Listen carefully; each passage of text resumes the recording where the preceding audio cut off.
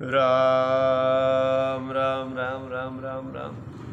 मंदोदरी रावण ने घणो ही समझायो, रावण ने समझियो कि भगवान है वो तो खाली एक तपस्वी माने है।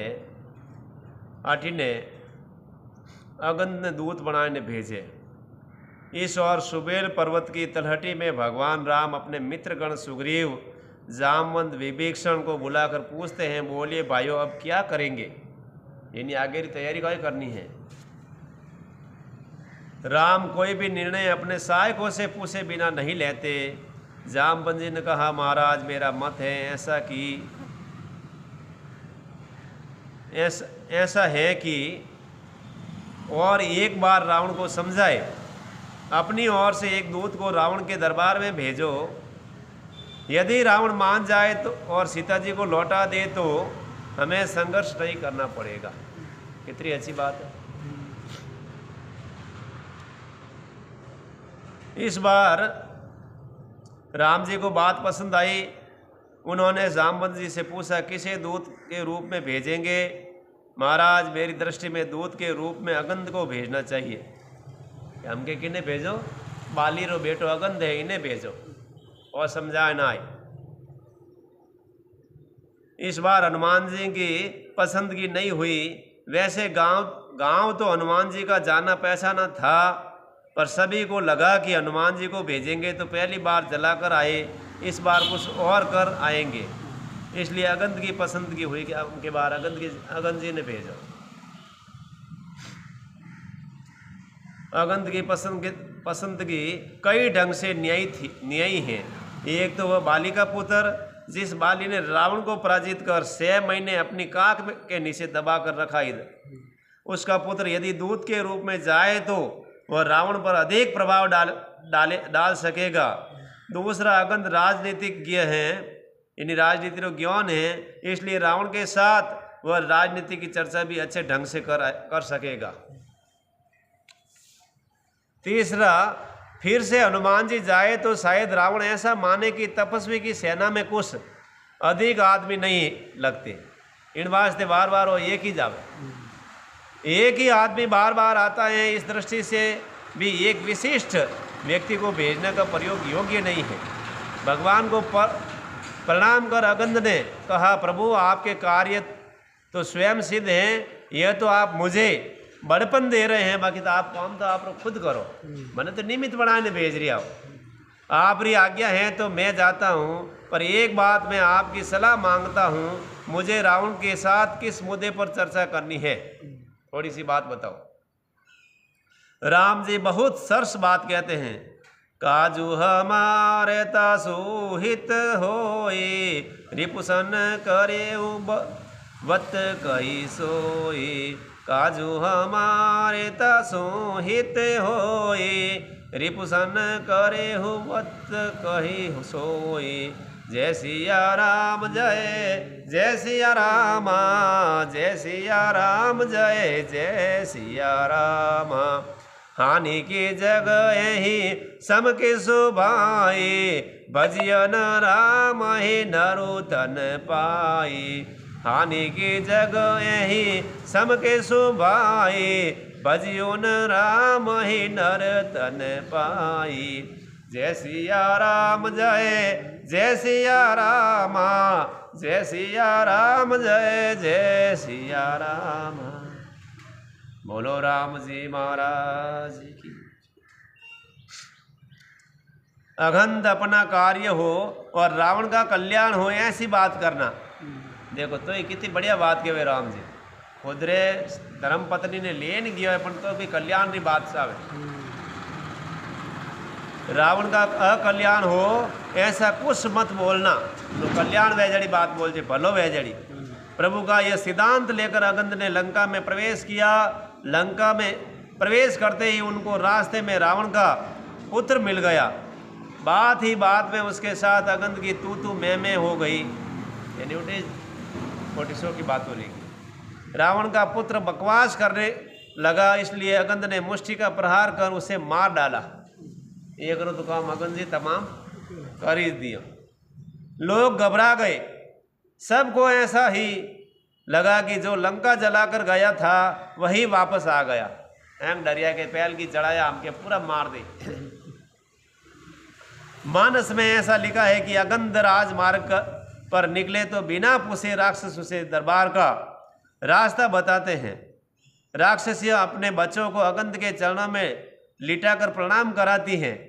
अगंध जानते हैं कि ये सम्मान मेरा नहीं हनुमान जी महाराज का है।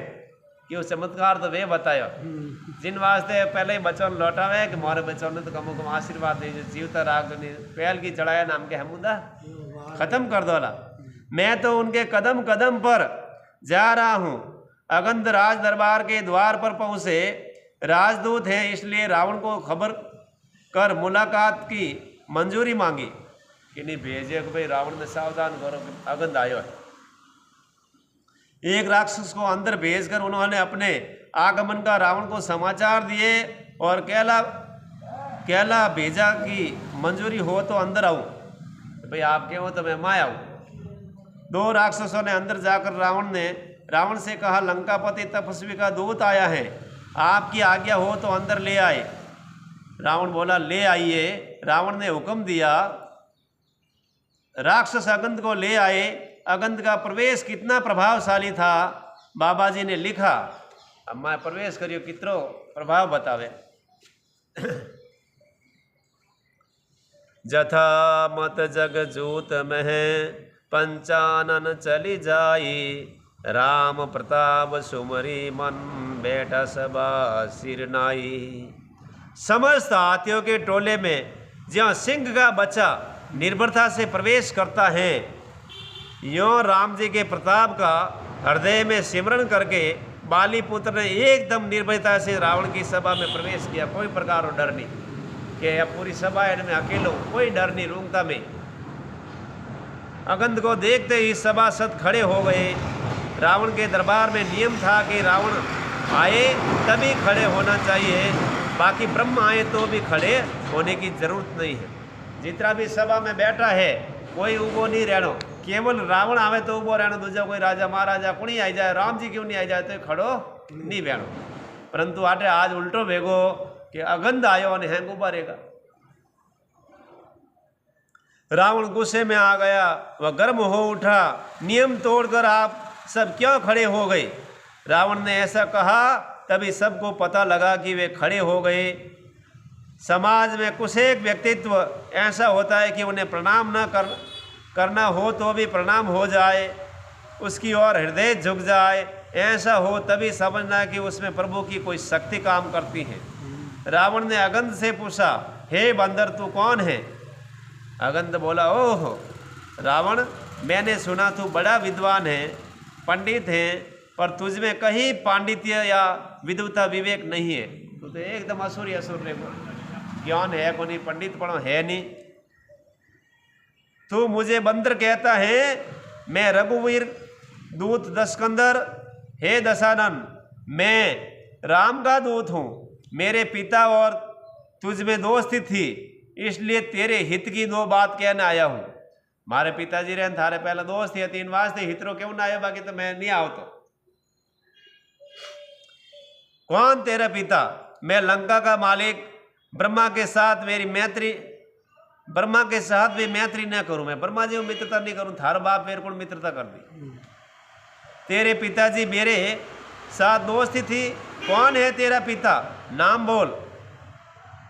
अगंध कहे, रावण नाम लूंगा तो तू निस्तेज हो जाएगा, तन डर घुस जाए, मुंडो उतर जाएगा। रावण कहे, क्यों?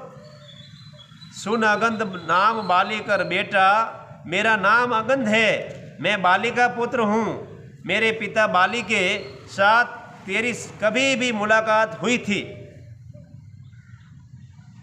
रावण समझ गया, पर वह अभिमानी आदमी था, समझ तो क्यों, पर स्वीकार नहीं करे, जल्दी कबूल न करे। उन्होंने धीरे धीरे कहा, तू बाली का पुत्र है? हाँ हाँ, बाली नामक एक बंदर दक्षिण में था तो सही। वो कहे, हाँ है तो सही, यूँ नहीं कहे मैंने मिलियो।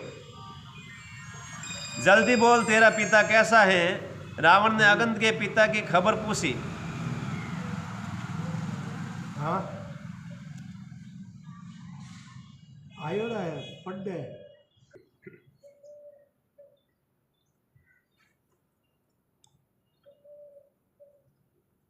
अगंध हंसते हंसते कहा, 10 दिन के बाद तुझे भी उस जगह जाना है। कितनी बढ़िया बात है।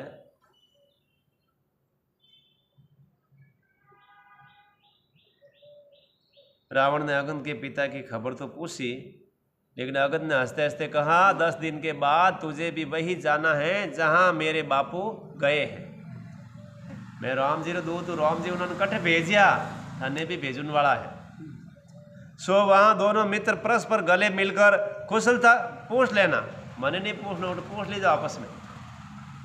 लंकेश राम के एक ही बाण से बाली का वध हुआ, वह राम तुझ पर कृपा करने आए हैं। कि बाली ने तो एक बाण में मार दिया, थारे माते कृपा करना आया है राम जी, समझ न तो समझ जा। अभी भी देरी नहीं हुई, सीता जी को पालकी में बिठाकर अपने मुंह में घास ले, गर्दन पर कुल्हाड़ा रख और 4 पैरों से राम के पास आकर यों कह कि पर्णत पाल रघुवंश मणि त्राही त्राही अब मोही, यानी माफी मांग ले। सीता जी ने समर्पित कर और माफी मांग। और कितनी बात की करानो है, मुंडा में तो तरणी नहीं डाबरा 3 को लेनो है, पछे गुडाड़ियो आना, ये सीधो नहीं हालनो है। हे शरणागत के रक्षक करने वाले रघुवंश मणि, मेरा रक्षण कीजिए और प्रभु तेरी ऐसी आर्तवाणी सुनेंगे तो मुझे निर्भय कर देंगे। तेरे सभी अपराध भगवान भूल जाएंगे। कि तू यारी आर्तवाणी करी तो भगवान सब अपराध क्षमा कर न, थारी बात भूल जाए। जब अगंध मुख से घास लेने की बात कही तब रावण उत्तेजित हो उठा और बकवास करने के लगा, अगंध तेरे स्वामी में शक्ति हो तो तुझे रामदूत के रूप में संधि करने यहाँ भेजते ही नहीं। अगर मां शक्ति रहती तो क्यों भेजता था, मैं सीधो युद्ध करता। पर मुझे ऐसा लगता है कि तेरा तपस्वी डर गया, उसमें कोई सत्व हो तो उसके पिता उसे वन में क्यों भेजे। बाली के पुत्र तेरी सेना में किसी के साथ में लड़ूं, यही मेरे लिए तो बड़ा सवाल है कि मारे बरोबरी कोई है ही को नहीं, लड़ू किनू मार तो पहला वह प्रश्न उठे। अगंध गया क्यों। रावण कहे तेरा मालिक तो अपनी पत्नी के वियोग में दुखी है, उसमें कोई शक्ति नहीं। उसका छोटा भाई अपने भाई के दुख में दुखी है। मेरा भाई विभीषण तो पहले से ही डरपोक है, और तू और सुग्रीव नदी तट और उस तट पर आए पेड़ जैसे हो। कोई विशेष नहीं, पेड़ जड़ा हो। रावण कितना बुद्धिशाली, दृष्टांत देने की उसकी कुशलता तो जरा देखिए। सुग्रीव और अगंध की नदी तट पर आए हुए पेड़ के साथ तुलना करता है। यानी नदी में तो कोई पेड़ वह ना आया, वह तो साइड किनारे वह जो तो एड़ा भी एड़ा।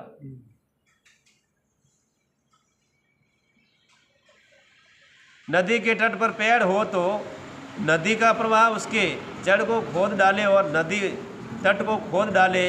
रावण कहना चाहता है कि तुम दोनों एक दूसरे को काट रहे हो, इसलिए तुम दोनों लड़ सको, ऐसी स्थिति में नहीं। जामवंत वृद्ध हो चुका है, उन्हें हाथे नहीं लड़ सको।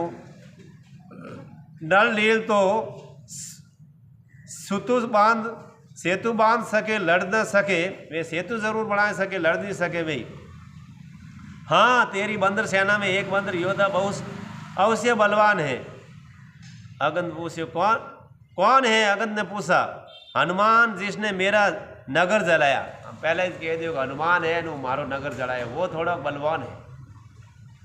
अगंध नाचने लगा, बोला रावण हनुमान को यदि तू महान योद्धा मानता हो तो वह तो हमारा सबसे आखिरी का सैनिक यानी छोटो सैनिक है। मोर उन्हें बलवान माने तो उन्हें तो बलवान के ही बैठा है हाल तो। सुग्रीव का सामान्य संदेशवाहक है, वह तो यों ही लंका में आ गया और थोड़ी सी शरारत कर गया, मनोरंजन करियो है। उसे तू योद्धा मानता है रावण अब तेरी बुद्धि तेरी शक्ति क्याड़ी वही आटो इस पतो चाले पकड़ में आ गई। अगंध ने रावण का जबरदस्त तेजोवध किया। रावण जब दलीलों से अगंध को जीत नहीं पाया तो वह राम की निंदा करने लगा। यह मानव प्रकृति में यह व्यक्ति के सामने जब सत्य न कर सके, प्रमाण न दे सके, उसके सामने कुछ बोल नहीं सके तो वह निंदा और आश्रय ले और की को नहीं काट करनी हरू कर दे, निंदा करनी हरू कर दे। जब ते ही कीन राम के निंदा क्रोधवंत अति भयउ कपिंदा। हरिहर निंदा सुने जो काना होई पाप गो घाते समाना। जब ते ही कीन राम के ओ नींदा क्रोधवंत अति भयउ कपिंदा। हरिहर निंदा सुने जो काना होई पाप गो घाते समाना। होई पाप गो घाते समाना। श्री राम जय राम जय जय राम आओ। श्री राम जय जय राम। मोरे मन प्रभु असविश्वासाओ असविश्वासा। राम ते अधिक राम करे दासा। मोरे मन प्रभु असविश्वासा ओ असविश्वासा। राम से अधिक राम का दासा। श्री राम जय जय राम आओ। श्री राम जय जय राम। बोलो राम जी महाराज की। जब रावण ने राम की निंदा शुरू की तब अगंध की आंखें लाल हो गई, क्रोध आयो। क्योंकि शास्त्र में कहा है कि जो अपने कानों से भगवान विष्णु और शिव की निंदा सुनते हैं उसे गो हत्या का पाप लगता है। क्या तो उन्होंने सामनो करो नहीं तो उन्होंने चुपचाप जाओ पर अपन सुननो नहीं राम जी री शिव जी री निंदा। सो अगंध ने अपने दोनों हाथ धरती पर पसाड़े। तुलसीदास जी लिखते हैं कि अगंध ने जब अपने दोनों भुजदंड धरती पर पसाड़े तब धरती डोल गई यानी हिली दूजी। और रावण तथा उसके सभा के सभी सभासद सिंहासनों पर से नीचे गिर पड़े। इतनी तेज हिलकी कि वे हैं अपने अपने सिंहासन में तो नीचा पड़ गया। रावण के 10 मुकुट गिर गए। चाहे कुछ भी हो अगंध बाली का पुत्र था। जो बाली रावण को 6 महीने तक अपने भुजा में रखे उसका पुत्र धरती पर भुजदंड पसाड़े और रावण तथा उसके सभासद सिंहासनों पर से गिर जाए, इसमें क्या आश्चर्य है। और कि ना बाप रो बेटो है, इनमें इतनी ताकत तो बेटो तो उन्हों बाप वसी बतो है। रावण के पास 6 मुकुट रहे। 6 तो 6 पर वे सिर पर रखे। जरा कल्पना कीजिए रावण की बुद्धि कितनी कुठित हो गई यानी खराब। नहीं तो 10 सिर और 10 मुकुट वाला वह कैसा लगता होगा। कई लोग कहते हैं कि अगंध ने स्वयं एक मुकुट क्यों नहीं पहन लिया। चारों के चारों मुकुट उसने राम जी की ओर क्यों फेंके। 4 तो फेंक ही दिया राम जी हमें और 6 लारे बचिया। एक भी मुकुट नहीं पहनकर अगंध दुनिया को यह दिखाता है कि सत्ता कितनी असलामत होती है। एक बंदर का गुस्सा लगे और रावण जैसे की सत्ता यदि नीचे गिर सकती है तो मैं है जो क्यों पहनूं। मुकुट पहने जिन्हें सत्ता मिले और वह तो राम जी ने मिल लो यारो यश और सत्ता। तो यह सत्ता मेरे सिर पर कहाँ तक सलामत रहेगी।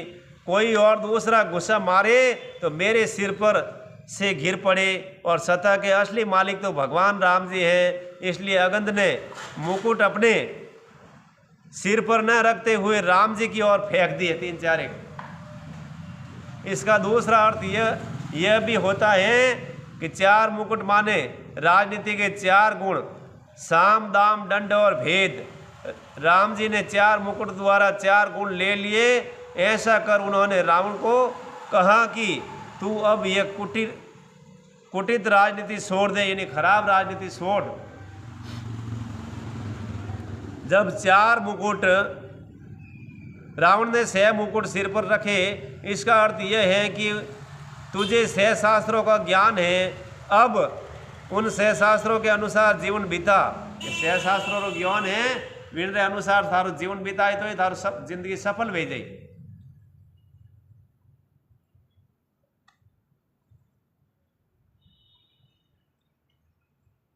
बीता उसमें ऐसा एक इशारा था।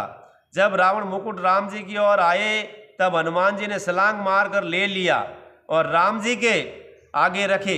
राम जी ने पूछा, मारुति ये मुकुट कहाँ से लाए? हनुमान जी ने कहा, महाराज ये आगंद का पराक्रम है, मैंने लंका में जाकर जलाने का काम किया और अंगद ने अब भेजने की शुरुआत कर दी है, एक एक चीज अट सीधी भेजे है। भगवान ने कहा जरूर पहचान गया, सभी खुश हो गए।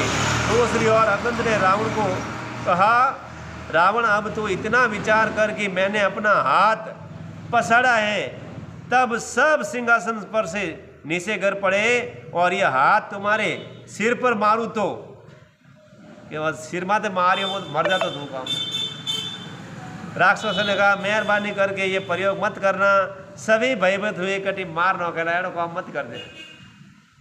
फिर तो रावण राम जी के बारे में बकवास करने लगा। तब अगंत बहुत अच्छा बोलते हैं, यह भारतीय चिंतन है। हे रावण, तू मान बैठा है कि ऐसा नहीं है, गंगा यह केवल नदी नहीं, कल्प वृक्ष केवल वृक्ष नहीं, मेरु यह कोई पर्वत नहीं, कामधेनु यह कोई गाय पशु नहीं, चिंतामणि कांच का टुकड़ा नहीं, बैकुंठ में रहने का कमरा, बैकुंठ कोई रेवने वाला कमरों नहीं है, और शेषनाग ये सर्प नहीं, हे खगपति गरुड़ ये पक्षी नहीं है, हनुमान जी ये बंदर नहीं। और बार बार जिसे तू कहता है, यह राम जी सिर्फ मानव नहीं है, वे परमात्मा ब्रह्म है। अपनी आंखें खोल, आंखें खोल, जब पतो लागी नहीं तो कि समझ में नहीं आवेला। अगंत ने हम एक आखिरी प्रयोग किया, अपना दाया पैर धरती पर आगे किया और रावण को कहा, तेरी सभा में कोई मेरा ये पैर ऊंचा कर दे तो मैं सीता जी को हार जाऊंगा। और लो राम जी ने पूछे कौन पहले कहते मैं आटी हार जाऊँ, पैर इन ढंगू जमाई दे उठाओ, हम युद्ध न करे और वापिस चले जाए, ऐसा जुआ खेला इस आदमी ने। कई लोग दलीलें करते हैं कि सीता जी पर जुआ खेलने का अगंत को क्या अधिकार था। रावण ने अपने सैनिकों से कहा, कई लोग भाई राम भक्तों को अपने इष्ट पर विश्वास होता है, इसलिए वो भगवान पर भी जुआ खेल सकता है। भगवान ने बेच भी दे, गिर भी रख दे कि विश्वास रहे। रावण ने अपने सैनिकों से कहा, जाओ अगंत का पैर पकड़कर उसे फेंक दो। राक्षस घबराए, मैं तो पहले ही घबराया कि एक यूं पसाड़ी जरूर तो हमको निशा पटक दिया, मुकुट का डकटे फेंक किया, अब मौके के पैर उठाओ लकटे हेठी घिसरो काट देला। पर रावण के हुक्म का अनादर नहीं हो सकता। एक के बाद एक राक्षस आकर अगंत के पांव को पकड़ने की कोशिश करता है, गिर जाता है और निस्तेज होकर बैठ जाता है। सभी पराजित हो गए, इंद्रजीत भी पराजित हो गया, मेघनाथ भी हार गए। तब अगंत ने ग्रज कर निमंत्रण दिया। रावण आया और 20 भुजाओं में अगंत के पाव को स्पर्श करने गया। त्यों ही अगंत ने कहा, रावण मेरा पाव पकड़ता है, इससे तो राम जी के पाव पकड़ ले तो तेरा बेड़ा पार हो जाएगा। मारा क्यों पैर पकड़े हैं? राम जी मारा मालिक के बिना ही पकड़े। अगंत यहां बोला तो रावण को अपमान लगा। उसने अगंत के पाव का स्पर्श नहीं किया, उसने अपने हाथ वापस ले लिए, वह निस्तेज होकर बैठ गया। तो बैठ गया कि जरा नहीं पकड़ो। अगंत ने कहा, रावण अब मुझे ऐसा लगता है कि तेरी सभा में तेरा और मेरा मुकाबला लंका के युद्ध के मैदान में होगा। आटे तू हार गो उठे भैया, मैं आशा रखता हूं कि तू वहां तू शब्द रचना नहीं करेगा, शस्त्र रचना करेगा। मैं मानता हूं कि भालू और बंदर तेरे मस्तक को गेंद की तरह उछालेंगे, यह मंत्रणा निष्फल हो गई और युद्ध अनिवार्य बना कि मैं दूत बनना है, वह बात फैल भी, हमें तो युद्ध जरूरी है। दुश्मन के समाज पर अपना दिव्य प्रभाव डालकर परमात्मा के पास लौटकर अगन ने कहा, महाराज रावण बिना आपके बाण के नहीं सुधरेगा, युद्ध करना ही पड़ेगा। युद्ध का आखिरी निर्णय हो गया। लंका के चारों दरवाजों के लिए सेना के 4 दल बनाए गए और 4 दल के 4 सभापति नियुक्त किए गए। सुबह हुई, हाथ में पत्थर, वृक्ष, नख और दांत के आयुध लेकर उन्होंने कहने दूजो तो कहे बौंदर सेना कने क्या तो भाटा पत्थर क्या वृक्ष उखाड़ दे, वृक्ष ले लिया हाथ, किन्हीं कने मोटा मोटा नख है, किन्हीं दांत है मोटा, बस यही जो उन्होंने कने शस्त्र है।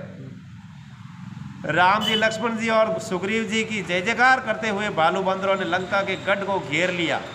लंका में रावण को पता चला कि आक्रमण हो चुका है। रावण की सेना सामने आई, भीषण युद्ध प्रारंभ हुआ। रामचरित्र मानस के अनुसार पहले दिन युद्ध में रावण की आधी सेना का नाश हो गया। भगवान के सैनिक इतने प्रबल रहे, भगवान के पक्ष में भी कुछ एक सैनिक खत्म हो गए। बोलो राम जी महाराज की। पर रावण की सेना ज़्यादा मरी। आज रो प्रसंग आठे ही पूरो वेला, बाकी रो प्रसंग काले री कथा में, काले रा प्रसंग में केवला